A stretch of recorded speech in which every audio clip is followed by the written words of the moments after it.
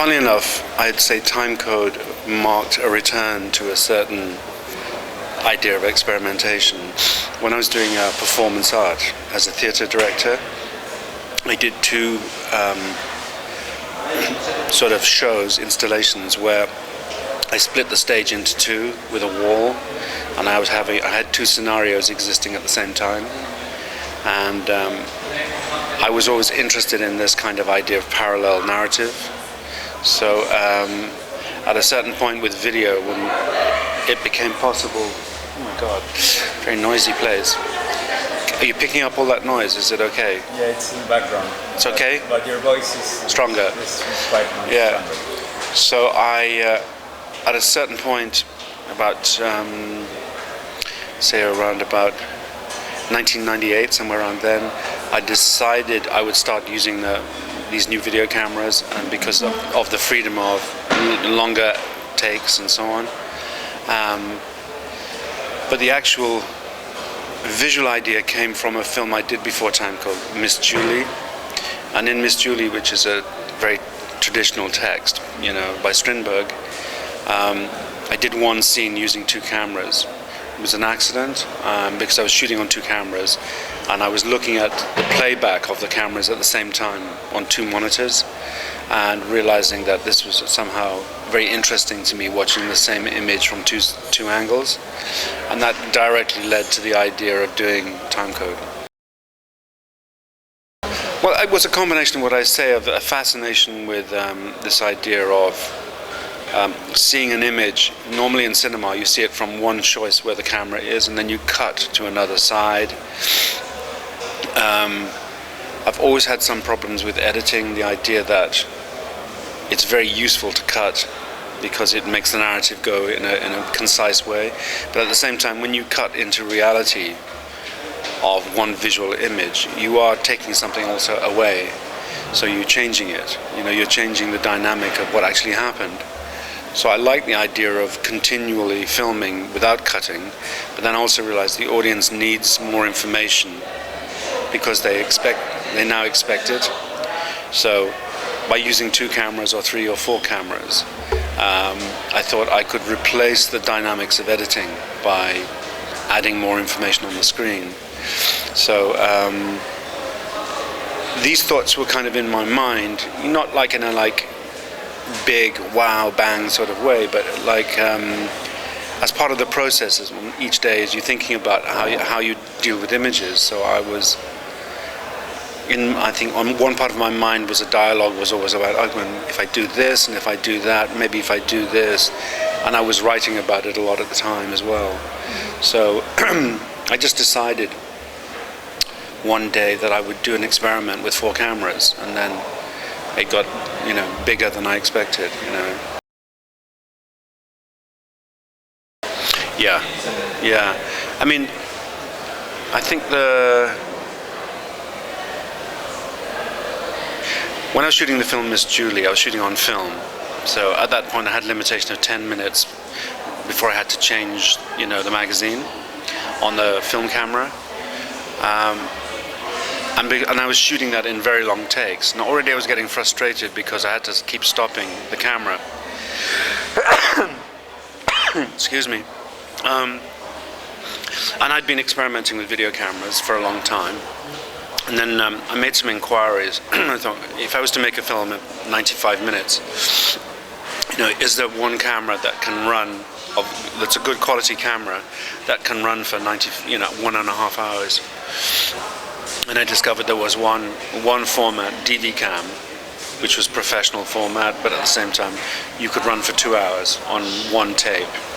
And I thought, okay, now for the first time ever, the technology exists to actually do this experiment on one camera or four cameras, as many cameras as I like.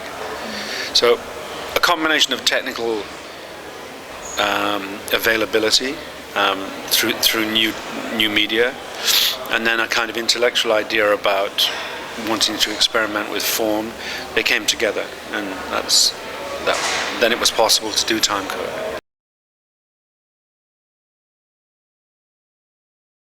Well, I mean, there were two things. One is Timecode, because it's a little bit like a horse race. There was one race which was no one had ever made a film, a complete feature-length film, like 90 minutes plus, in one take with no editing. So it's like climbing Everest. It's like part of it was kind of, okay, it needs to be a feature-length film, not just a short film. Also, if you're going to work with one idea for 95 minutes, then you have to really think about not just the experiment, but also the story, the characters, the actors, and so on. So that was one part of the, if you like, the inspiration to do it. At the same time, in theatre and in film for the last 100 years, there have been interesting experiments with multi-angle or split narrative. Even in films like Woodstock, there are whole sequences that are so beautiful, where I think the filmmakers hadn't intended to go split screen, but discovered they had 4 different cameras and that they could use this split screen idea. Also, they were shooting on 16mm and the film is on 35, so they were using, I think they were thinking, okay, maybe if we use 3 or 4 of these 16mm images, the quality will be much better. And so there were all kinds of practical things like that. And also split screen had been used in the 60s, I think in Steve McQueen film, The Getaway. Also, it had been used a little bit as a gimmick in certain title sequences and things like that. But going back to the 1920s, a theatre director in Germany, Piscator, and also a French filmmaker, Abel Gance, had made, obviously, the film about Napoleon in split screen, and Piscator had done amazing multimedia performances in Berlin using cinema and live performance, which is what I'd also done with my theatre group, using cinema and the same actors live and off screen. So in a way, let me put it this way, the period when I was making big films in Hollywood, to me, were very conservative. So I came from a much more radical experimental background. So for me, working with video and timecode and things like that was not so much a move, such a big move forward. It was kind of a move backwards for me, you know, to go back to an experimental, philosophical approach to work rather than mainstream Hollywood storytelling. So I'd always, even, you know, from the time when I was very young, I'd been very aware of these experiments with multi-images, and I remained interested in them.